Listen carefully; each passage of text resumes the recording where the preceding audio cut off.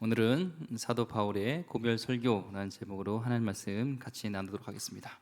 지난주에서 지금 에베소에 있는 장로들, 리더십들을 지금 불러서 미들레네라는 곳에 가서 마지막 이제 설교를 하는 것이죠. 그래서 중요한 것을 얘기하고 있었습니다. 그래서 3년 동안 아시아의 관문이었던 최대 도시 아시아의 이 에베소에서 사역했던 일들을 보면서 겸손, 눈물, 또 오래 참음, 또 죽게 하듯 이렇게 목양을 해야 된다라는 것을 얘기하고, 오늘은 이어서 또 중요한 목양을 얘기합니다.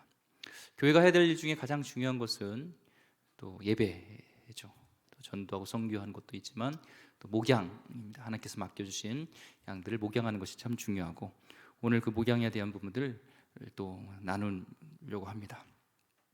하나님께서 이 목양을 위해서 목자를 세우셨고, 목자의 기준, 스탠다드는 우리 주 예수 그리스도시죠. 그래서 선한 목자다, 나는 선한 목자고 양들은 내 음성을 안다 얘기를 하셨습니다.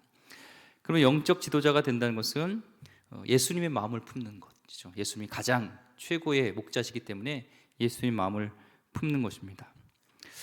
목양 리더십, 목자 리더십, 첫째, 자기 양떼, 자기와 자기 자신을 지키는 거라고 오늘 28절의 말씀 보니까, 여러분은 자기를 위하여 또는 온 양떼를 위하여 삼가라. 성령이 그들 가운데 여러분을 감독자로 삼고 하나님이 자기 피로 사신 교회를 보살피게 하셨느니라. 그래서 삼가라는 것은 지키라는 거예요.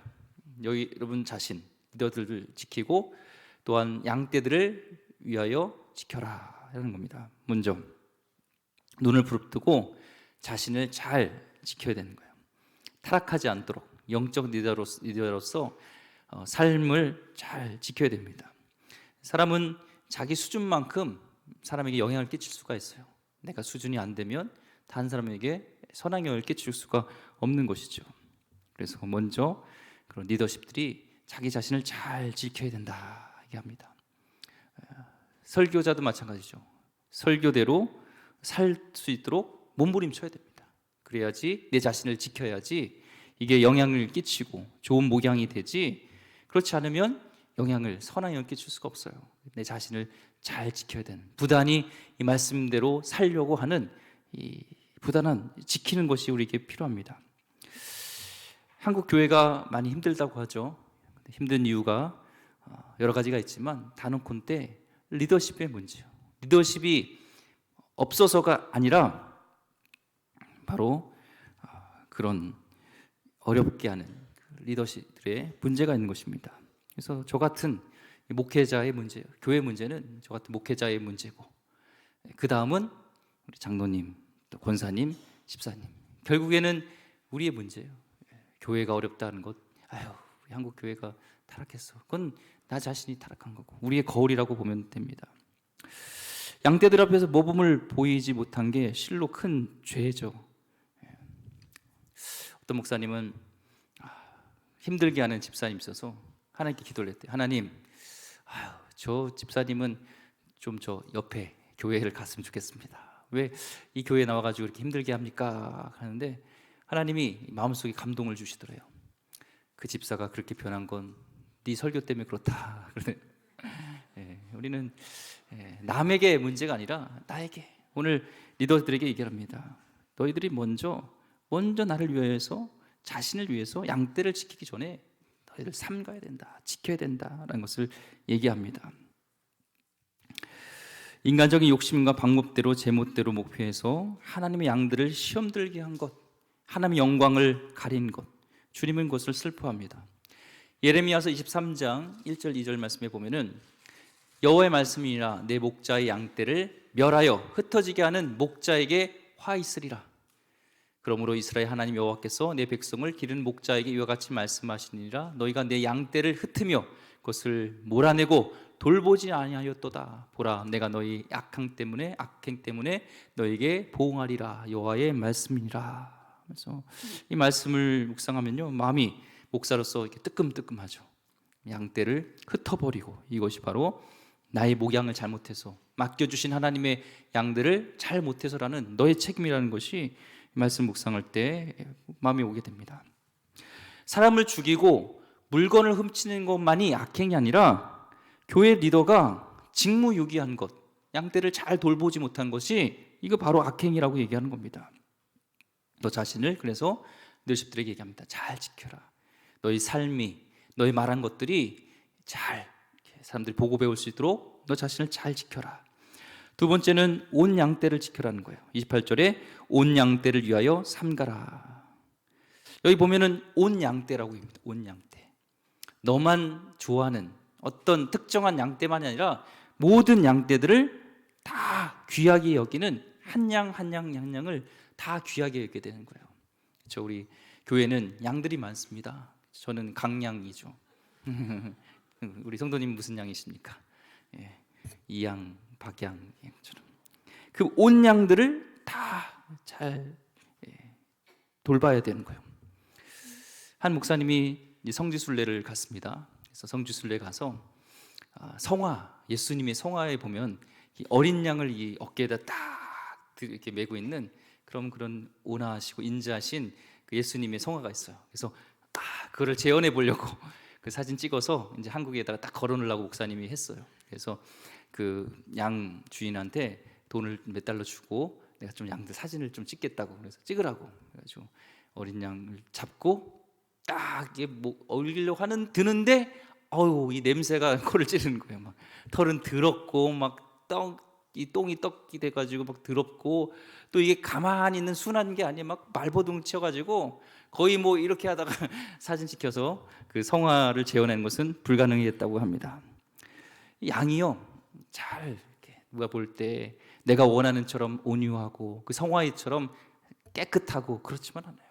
그렇지만 주님은 온 양떼를 위하여 삼가는 것처럼 내 마음에 드는 사람만 아니라 지저분하고 내가 볼 때는 냄새나고 뭔가 부족하고 연약해도 그들을 돌봐야 되는 것이 리더십들의 양떼를 돌보는 목자의 마음이다 하면서 에베소에 있는 리더들에게, 장로들에게 지금 하나님의 말씀을 대변해서 얘기하고 있는 것을 보게 됩니다. 그런 양떼를 28절에 보살피게 하셨다라는 겁니다. 보살피게 하는 거예요. 목양을 했다는 겁니다. 교회 리더들이 해야 될 일들이 바로 보살피는 역할을 하는 거예요. 양떼들, 성도들을 돌보는 역할을 해야 됩니다. 교회가 타락하면요, 교회 리더십들이 말씀에 근거하지 않고 세상과 비슷해져요. 세상의 리더십은 CEO, 경영자, 정치 이런 리더십이 있어야 되잖아요. 근데 교회 리더십은 28절에 보살피는 거예요. 살펴보는 거예요. 그가 어떤지, 형편이 없던지, 그 양은 병들지 않은지, 영적으로는 잘 있는지, 교회에 안 나온 것이 무슨 이유는 있진 않은지, 왜 새벽에 왜 안 나오셨는지, 무슨 어려움은 없는지, 이런 것들을 보살펴야 되는 것이 리더의 역할인데, 이 세상은 CEO처럼, 정치처럼. 그래서 어떤 분은 우리 목사님은 왜 정치적인 얘기를 안 하지? 저는 잘 몰라요. 알아도 잘 얘기 안 해요. 한쪽에 그런 정치 얘기를 하면 한쪽을 잃어요. 저는 말씀 중심으로, 저도 뭐 할 말이 있지만 그렇지 않습니다. 세련되지 못하고 정치적으로 잘 모르고 경영적인 마인드가 부족하더라도 목자의 마음은 예수님의 그런 마음으로 한 영혼을 보살필 수 있는 사람, 이 사람이 목자라는 겁니다. 지금 그걸 얘기하는 거예요. 에베소에 있는 리더십들에게 너희들은 양떼를 잘 보살펴라 라는 거예요. 경영 잘해라, CEO처럼 잘해라 이게 아니라 그들을 잘 형편을 보살피는 자가 되라 얘기합니다. 우리 기름교회는 서로의 형편들을 잘 보살필 수 있는 그런 교회 되기를 소망합니다. 누구를요? 주님이 위탁하신 양떼를. 그 양은 누구 양이에요? 제 양이 아니에요. 저도 강양이에요. 예수님 앞에. 나의 팬클럽을 잘 관리하는 게 아니라 목양은 예수님께서 맡겨주신 예수님을 따르는 오빠 부대들, 그들을 잘 맡긴 겁니다. 주님이 그들을 잘 보살피는 것이 중요한 거예요. 예수님께서는요, 베드로를 3년 동안 데리고 다니면서 말씀도 가르치고 여러 가지 이적과 기적을 행하고 또 주님을 부인하는 자기 자아가 깨어지는 시간도 보게 되고 십자가에서의 예수님을 경험도 하고 또 낭망했을 때, 실패했을 때, 넘어졌을 때 주님께서 그게 찾아오시는 여러 가지 또 부활을 경험하는 그 모든 것들 가운데 예수님이 베드로에게 말씀하신 것이 있죠. 갈릴리 해변가에서 요한의 아들 시몬아, 내가 이들보다 나를 더 사랑하느냐? 이 말을 3번 물어보셨어요. 가슴 깊이에서 흘러나온 통곡으로 주님 내가 사랑합니다. 주님 모든 것을 아시오니 내가 주를 사랑하는지를 주께서 아시나이다. 고백한 후에 내 양을 먹이라, 내 양을 치라, 내 양을 먹이라고 말씀하셨습니다. 우리가 사람을 목양을 한다는 것은요, 양떼를 사랑하기 때문이 아니에요. 바로 주님을 사랑하기 때문에 양떼를 사랑할 수 있는 겁니다. 우리의 사랑으로 목양하고 돌보고 보살피는 것은 한계가 있어요. 주님을 사랑함으로, 주님이 그 양떼를 사랑하시고 주님이 양을 사랑하시는 거기 때문에, 주님이 맡기셨기 때문에 그 양들을 사랑하게 되는 것이죠. 타고난 인간 천성주게요, 솔직히 말씀드리면 저보다도 영혼을 잘 케어하고 싹싹하고 악수도 잘하고 아우 집사님 권사님 막 이렇게 막 잘하는 분이 있어요. 정말로 저는 잘 못해요. 솔직히 말씀드립니다. 먼저 가서 이렇게 뭐냐면 아이예요. 저도 아이 성향이 있어요. MBTI에서. 그리고 상대방의 생각을 많이 해요. 제가 이렇게 했을 때 상대방이 싫어하지 않을까, 이렇게 했을 때 상대방에게 뭔가 민폐를 끼치는 건 아닐까를 너무 생각하고 따지다 보니까 제가 이렇게 확 다가가지 못해요. 그걸 이해해 주셔야 돼요.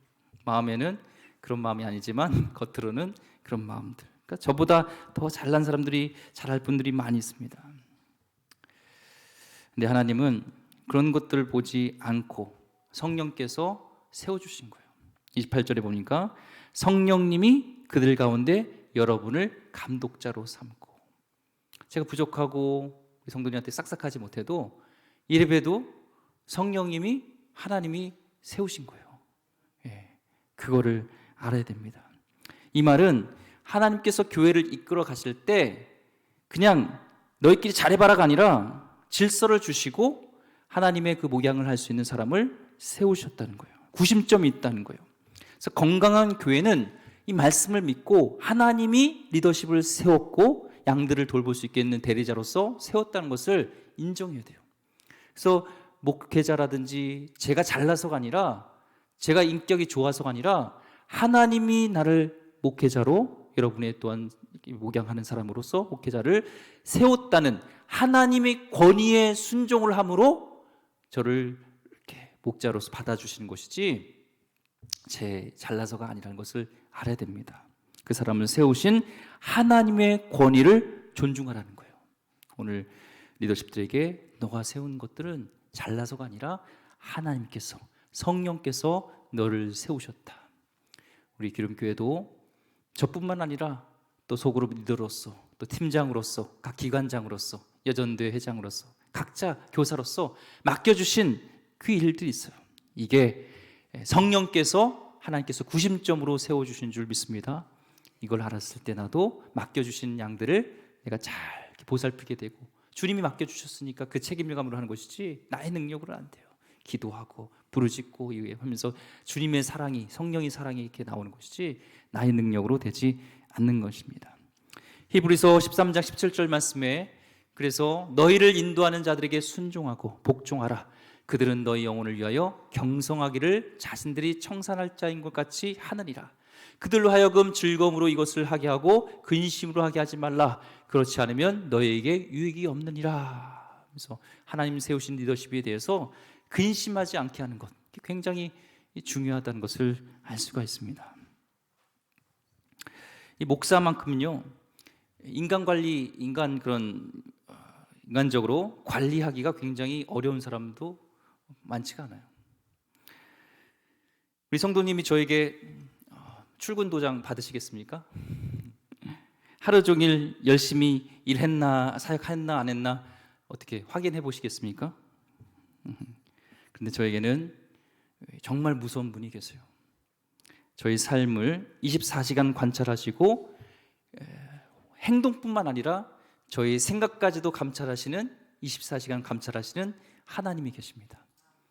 그분은 저의 생각과 행동뿐만 아니라 저를 통하여서 목양받는 우리 성도님들이 너를 통하여서 믿음이 자랐는지, 너를 통하여서 예수님을 잘 연결시켰는지, 이런 모든 것까지도 성경에 보면 그 책임은 스승에게 있어요. 교사에게 있어요. 목자에게 있어요. 그런 이 책임감이 저에게 있다는 겁니다. 두렵고 떨리는 일입니다. 저를, 우리 목회자들을 불쌍히 여겨주시고 즐겁게 사역할 수 있도록 기도해 주시고 격려해 주시고 따라 주시면 감사하겠습니다. 교회가 목사를 청빙하고 장로, 권사, 집사를 세우는 것이 사람이 하는 것 같지만 하나님이 성령께서 하시는 일이에요. 그래서 하나님 뒤에서 역사하시는 것을 알 때 교만하면 안 되죠. 왜냐하면 성령님께서 세우셨기 때문에 또한 그 내리실 수 있는 분도 성령님이에요. 그래서 내가 잘났다 해서 내가 직분을 받았다 생각하지 마시고 성령님이 세우셨고 또 성령님이 내리실 수 있다는 걸 생각을 가지고 우리는 겸손해야 되는 것이죠. 성령님이 세울 때 인간적인 조건으로 세운 게 아니에요. 우리 마음을 보시고 세웠죠. 다윗에게도 외모나 여러 가지로 풍채를 볼 때는 정말 그런 원빈 같은 사람들이 7이나 더 형이 있었어요. 근데 하나님은 이 다윗 막내 그냥 양치는 그런 왕으로 세울 수 있는 조건이 너무나 없는 그 자를, 확률이 없는 그 자를 하나님이 세우셨어요.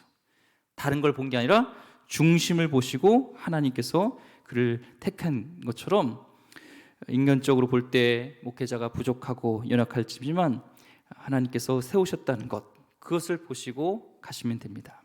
소그룹 리더들, 기관장들, 리더들을 하나님이 세우셨다는 것을 생각하고 귀하게 생각하시길 소망합니다. 28절 보니까 교회는 피로 사신 교회라는 거예요. 하나님이 자기 피로 사신 교회를 보살피게 하셨다는 거예요. 교회는 하나님의 피로 사신 교회예요. 교회는 건물이 아니라 사람이고 여기 있는 성도님 한 분 한 분이 하나님의 피로 사신, 값주고 사신 귀한 교회라는 거예요. 이걸 알아야 됩니다. 그 한 사람 한 사람 구원받은, 예수님의 피로 구원받은 사람 한 분 한 분이 모여서 에클레시아, 이 교회가 되는 것입니다. 그래서 이 교회를 함부로 말하거나 분열시키거나 비판하면 안 되고요. 빚값 주고 사신 공동체를, 교회를 사랑해야 되는 것이죠. 교회를 지켜야 됩니다. 그럴 때 교회가 여러분을 또한 지켜주는 겁니다. 이 교회, 이제 에베소 교회를 이렇게 이제 떠나는 이 교회에 이제 어려움이 있게 하는 존재가 있을 거라는 거예요. 죽이려 하는 존재가 있다고 얘기를 합니다. 29절 보니까 내가 떠난 후에 사나운 이리가 여러분에게 들어와서 그 양떼를 아끼지 아니하며, 이 사단, 영적인 지도자가 없는 틈을 타서 이렇게 오게 되는 것이죠. 그래서 교회에 영적 지도자가 있어야 돼요. 깨어 있어서 영적 지도자가 있어야 됩니다. 하나님의 사람이 버티고 있는 것만 해도 영적인 방어가 형성돼요. 춘추 전국시대 때 조나라라는 곳에 연파라는 명장이 있었습니다. 얼마나 용맹스러웠던지 그가 80이 넘어도 그가 살아있는 동안에는 주변에 있는 다른 나라들이 그 군대가 국경을 밟지도 못했다는 거예요. 마찬가지로 살아온 이리가 이렇게 뒤흔들지만 이런 하나님께 세우신 리더들이 잘 서 있으면은 그들이 함부로 할 수 없죠. 리더가 없을 때 사단은, 이리 때는 양대를 공격한다는 겁니다. 거짓된 것들이 막 침투해요. 신천지 같은 경우도요, 큰 교회를 공략하는 법, 작은 교회를 공략하는 법을 막 체계적으로 배웁니다. 시험 든 교회에 신천들이 침투해가지고 성도들을 이렇게 데리고 오게 되죠. 그래서 여러분이 같이 와서 막 기도의 분위기를 바꿔버리고, 그리고 복음을 곡해하면서 성도들을 흔들고 막 그렇게 합니다. 그런 교회를 죽이려고 하는 이리때가, 살아온 이리때가 올 것이다라는 것을 지금 사도 바울은 얘기하고 있습니다. 30절에 또한 여러분 중에서도 제자들을 끌어 자기를 따르게 하려고 어그러진 말을 하는 사람들이 일어날 줄을 내가 아노라. 또 하나님이 교회를 좀먹는, 흔드는 가장 무서운 세력은 외부가 아니라 내부에 있다는 거예요. 영적인 그리고 병들면서 생기는 것, 종교적인 타이틀이 있다고 속으면 안 됩니다. 목사, 장로, 권사, 집사, 그래도 거짓된 사람이 있을 수 있다는 거예요. 예레미야서 23장 11절 말씀에 여호와의 말씀이라 선지자와 제사장이 다 사악한지라 내가 내 집에서도 그들의 악을 발견하였노라. 세상을 변화시키기 전에 우리 안에 있는 이런 악들을 드러내야 되고, 가슴 아프지만 우리 가운데도 이런 내 사람을 만들려고 하고 분열시키는 이런 사람이 있을 수 있다는 것을 항상 조심해야 돼요. 제자들을 끌어 세력을 만듭니다. 자기 사람을 만들고 줄 세워서 내 사람을 만드는 거, 예수님의 제자를 만드는 것이 아니라 내 사람을 만들게 하는 사람이 있을 수 있다는 겁니다. 교회에서 창조적으로 자유롭게 하지만 사조직을 만드는 것은 그래서 철저하게 방관하면 안 됩니다. 저도 교회에서 무슨 동창회라든지 이런 모임들을 저는 절대 찬성하지 않습니다. 그래서 허락되지 않은 사조직은 만들면 안 돼요. 나의 제자를 만드는 곳이 교회는 절대 되면 안 됩니다. 목사도 마찬가지입니다. 목자도 진짜 목자는 자기 제자가 아니라 예수님의 제자를 만드는 것이죠. 저는 성도님 모두가 제가 없어도 예수님을 잘 따르는, 예수님만 따르는 그런 사람들이 성도님 되기를 저는 간절히 소망합니다. 그리고 기도합니다. 그래서 예수님의 제자가 되어야 되는 것이죠. 자기 사람을 만들려는 사람은요, 특징이 있어요. 남을 비판합니다. 계속 비판하고 싸워요. 우리 이런 일들은 스탑해야 돼요. 사단이 좋아하는 것이고 30절에 경고한 것처럼 제자들을 끌어 자기를 따르게 하고 어그러진 말을 하는 사람들이 있다는 거예요. 이게 바로 내 제자 삼는 것. 우리는 남 비판하고 자꾸 싸우는 것들 스톱해야 돼요. 어둠의 영이 하는 것인 것을 우리는 잊지 말아야 됩니다. 예레미야서 23장 36절 말씀에 다시는 여호와의 엄중한 말씀이라 말하지 말라. 각 사람의 말이 자기에게 중벌이 되리니 이는 너희가 살아계신 하나님 만군의 여호와 우리 하나님의 말씀을 망령되이 사용함이니라 하고, 또한 이 자기 사람을 만드는 사람들은요, 성경 구절을 자기 식대로 해석하고 몇 군데 편집해가지고 자기가 하고 싶은 말들을 인용합니다. 하나님이 말씀하셨습니다. 하나님이 말씀하십니다. 조심해야 돼요. 하나님의 말씀을 인용해서 내가 하고 싶은 일들을 하고 싶은 얘기를 하면 안 돼요. 이런 것들 망령되이 사용한다고 말씀하셨던 것처럼 교회에서도 나의 제자, 교회를 이용하는 일 하면은 안 됩니다. 말씀이 말씀되게 하는 것이죠.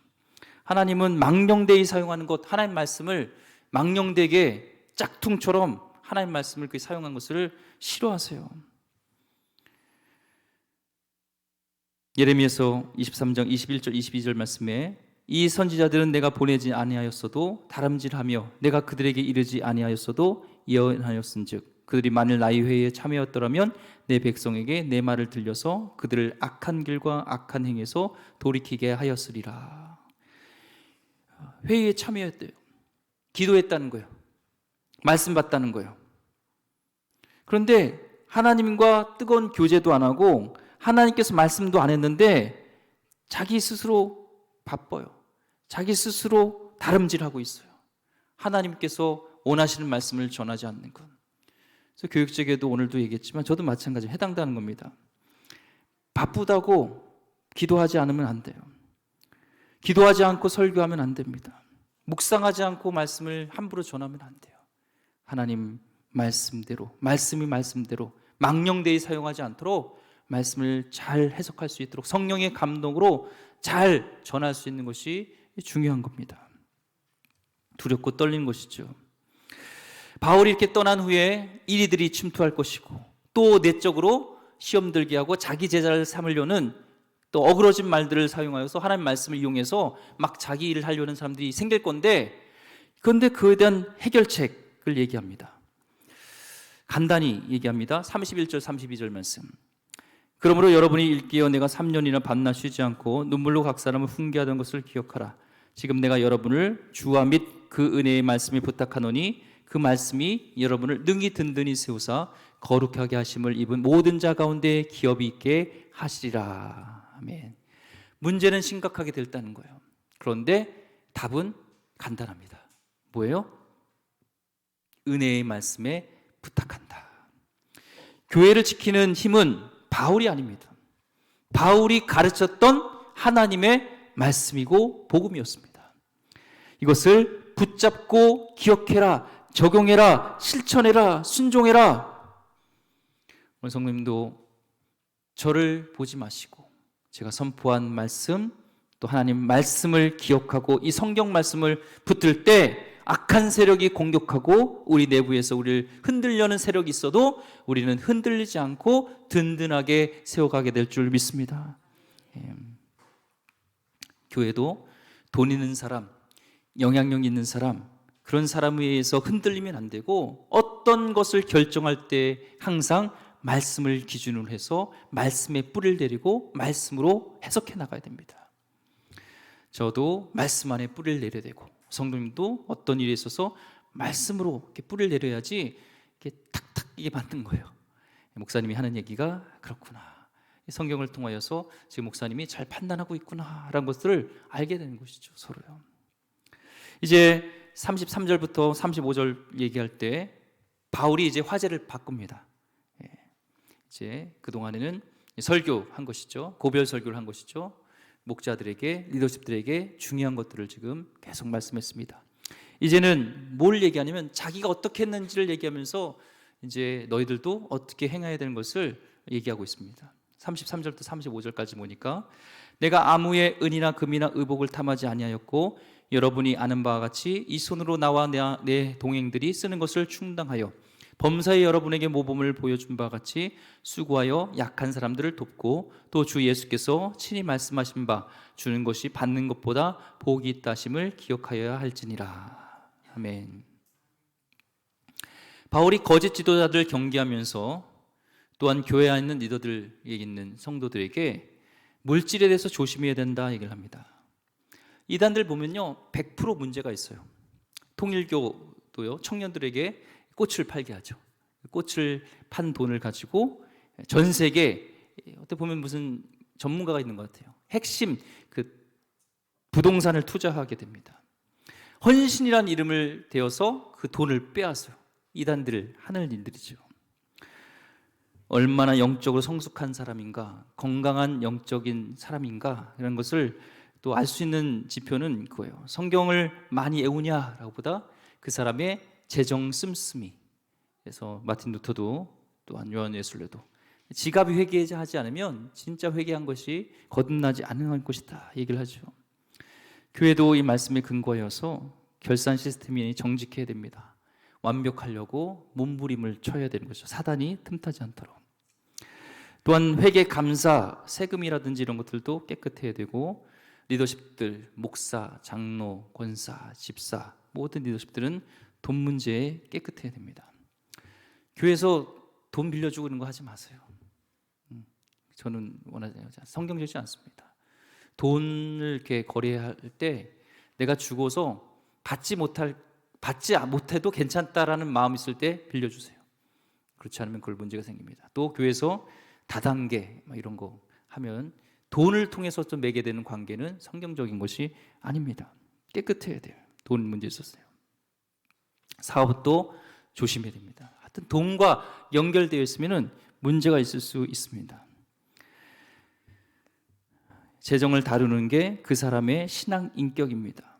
바울은 에베소 교회 3년 동안 사역하면서 자비랑이었어요. 자기가 스스로. 물론 사도 바울이 형편에 따라서 좀 선교지기 때문에 자비랑을 했고요. 안정적인 교회에서는 또한 사례비를 받기도 했습니다. 영적 지도자는 돈 문제가 깨끗해야 됩니다. 그래서 저는 교회에서 성도로서 봉사하면서도요, 어떤 사례비나 이런 것들에 대해서 많이 생각하지 마세요. 오늘 말씀에도 나와 있지만 주는 것이 받는 것보다 복이 있어요. 저는 목회자는 레위인, 성경은 레위인이잖아요. 이게 몫이 이게 주는 거잖아요. 우리 각 지파들이 그걸 받고 여기에 전념하는 것이죠. 하나님의 종으로서. 근데 성도님들은 복은 성도님의 삶의 직장이나 사업장에서 복을 주세요. 하나님의 것에 대해서, 하나님의 헌신하는 데서 자원하는 마음으로, 기쁨으로 헌신하면요, 삶 가운데 하나님이 복을 주세요. 교회에서 받는 것으로 복 받으려고 하지 마시고, 여러분의 물질은 여러분의 사업장에서, 직장을 통해서 많은 것들을 하나님 주실 것을 누리세요. 오히려 그것을 받음으로 인해서요, 그 받는 것들이요, 차단될 수가 있어요. 그래서 저는 잘 이걸 이해하셔야 됩니다. 성경의 원리가 주는 자가 복되다는 거예요. 그래서 하나님께 기쁨으로, 자원으로 드리는 자를 기뻐하는 것처럼 어떤 거에 있어서 대가를 바라지 마시고 자원의 마음으로, 기쁜 마음으로 하나님께 나갈 때 하나님이 우리 삶 가운데 주님을 기쁘시게 하면 하나님이 책임져 주시죠. 내일 새벽 때 성령 충만에 대해서 이제 에베소 말씀 나오는데, 성령 충만하다는 것은 내일 새벽에 더 얘기하겠습니다. 물질이나 시간이나 이런 거 있어서 하나님이 내어놓으라고 할 때 언제든지 예스할 수 있는 게 성령 충만한 거예요. 하나님 마음껏 쓰실 수 있도록, 마음껏 쓰게 내어놓으시면 제 물질 없는데 내어놓지, 시간 없는데 내어놓는데, 건강 없는데 내어놓으면 하나님이 다 붙여주시죠. 하나님 사명을 위해서 일하는 사람, 그것을 기억해야 됩니다. 또한 이 바울은요, 연약한 자를 항상 도왔어요. 교회는 청빈해야 돼요. 물질에서 잘 사용해야 됩니다. 주신 헌금을 막 쓰면 안 돼요. 전에 조윤선 목사님이 사용하는 광염교회, 옛날에 감자탕 교회로 유명했죠. 한 교회에 이제 성도님이 신방을 이제 원해서 갔는데 한 1년치의 그 11조를 이렇게 갖고 있다가 목사님한테 이제 내놓는 거예요. 그래서 왜 그랬는가 했더니, 교회에서 이제 뭐 여름 성경학교라든지 뭐 행사를 할 때 뭐 여러 가지 뭐 티셔츠도 사고 많이 사잖아요. 근데 그걸 헌금으로 많이 사놓고 많이 남았는데 그걸 그냥 서로 막 가진 거예요. 야, 너 가져, 나 가져 하면서. 하나님의 그 헌금을 가지고 그렇게 계획 없이 막 쓰면서 그 낭비한 걸 보면서 시험이 들었다는 거예요. 하나님 물질. 그분 목사님도 그렇고 저도 그래요. 그래서 재정의 원칙은, 교회는 청빈하게 하나님의 영광이 되어 있게 써야 되고, 물질은 또한 헌금한 자들의 보람이 되어줘야 되고, 그 헌금이 쓰여진 곳에 기쁨이 되어야 돼요. 이 삼박자가 될 수 있도록 헌금을 잘 사용해야 되는 것이 또한 교회가 할 일입니다. 여러 가지 제 마음대로 다 되진 않지만 차차 교회 헌금이 그렇게 쓰일 수 있도록 기도하고, 저희 비전도 그래요. 그렇게 되었죠. 그렇지만 너무 교회가 청빈만 강조하면 안 돼요. 오늘 보면 수고했어요. 그렇지만 청빈했어요. 의복을 탐하지 않았어요. 금이나 은을 탐하지 않고 약한 사람들을 돕는 데는 풍성했어요. 우리 교회가 하나님이 원하시는 교회가 되어서 물질적으로는 청빈하여서 깨끗하고 투명하게 되어서 그걸 가지고 필요한 자에게는 따뜻하게 전해주는 그런 교회가 될 줄 믿습니다. 그래서 가난한 자, 연약한 자, 미자립 교회 선교사님 오면 빈손으로 보면 안 돼요. 저도 그러고 싶지 않고, 그런 거에 대해서 우리 장로님들도 예전에 얘기했어요. 선교사님 오면은 그냥 빈손을 보내고 싶지 않다.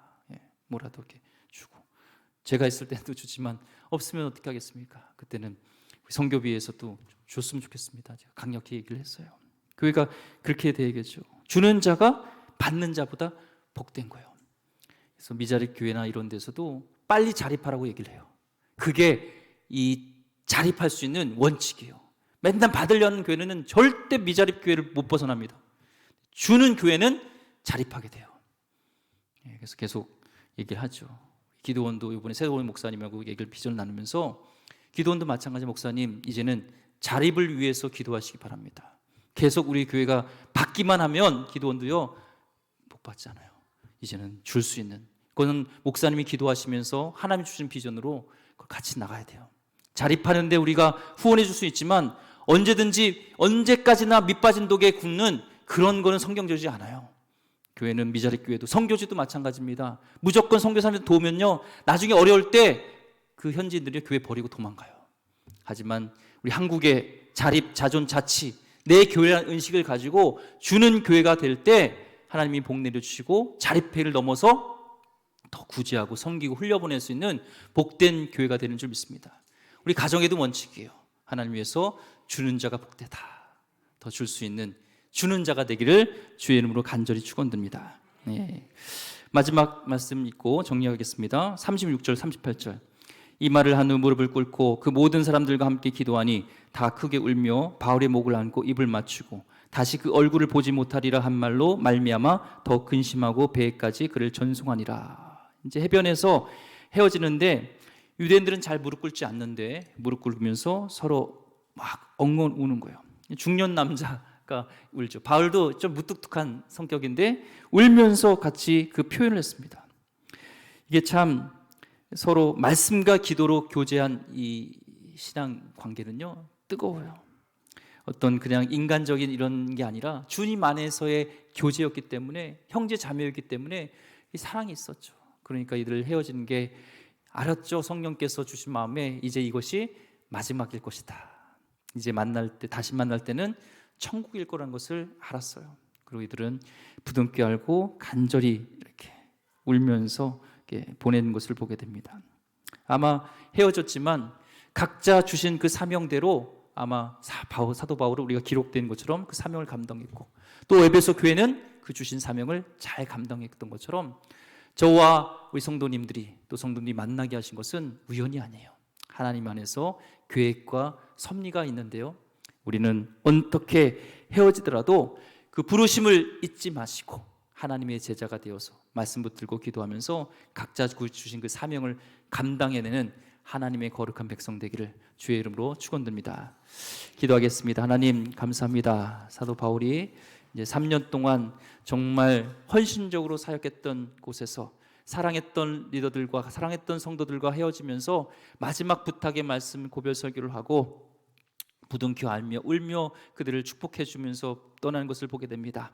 하나님, 우리 기름교회가 서로 성도님 만난 것이 우연이 아니라 주님 안에서 만난 관계이기 때문에 어떤 자들보다, 세상에 만난 그런 사람보다 정말 형제자매로서 사랑하게 하여 주시고 서로의 형편을 보살피며 돌보는 정말 한 영혼을 귀히 여기는 그런 귀한 지체들 되게 하여 주시옵소서. 귀하신 예수 그리스도 이름으로 기도드립니다. 아멘.